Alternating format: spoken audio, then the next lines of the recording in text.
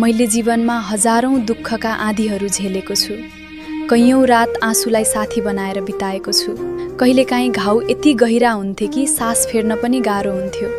तर समयसँगै ती पीडालाई शक्तिमा बदल्न सिकिसकेको छु।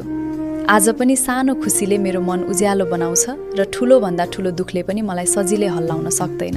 किनकि जीवनका हरेक मोड, हरेक सङ्घर्ष, हरेक हार र हरेक जितबाट मैले एउटा अमूल्य पाठ सिकेको छु। मैले मानिसको व्यवहार देखेको छु। समयको रङ बदलिएको देखेको छु। साथ दिनेहरूको भिड हराएको र एक्लोपनले घेरिएको क्षण पनि भोगेको छु।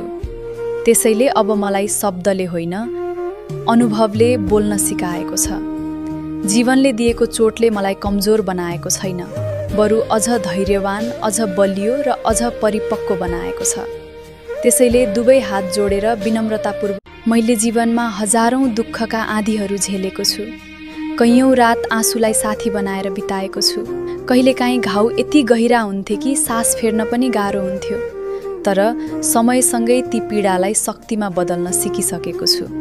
आज पनि सानो खुसीले मेरो मन उज्यालो बनाउँछ र ठूलोभन्दा ठूलो दुःखले पनि मलाई सजिलै हल्लाउन सक्दैन। किनकि जीवनका हरेक मोड, हरेक सङ्घर्ष, हरेक हार र हरेक जितबाट मैले एउटा अमूल्य पाठ सिकेको छु।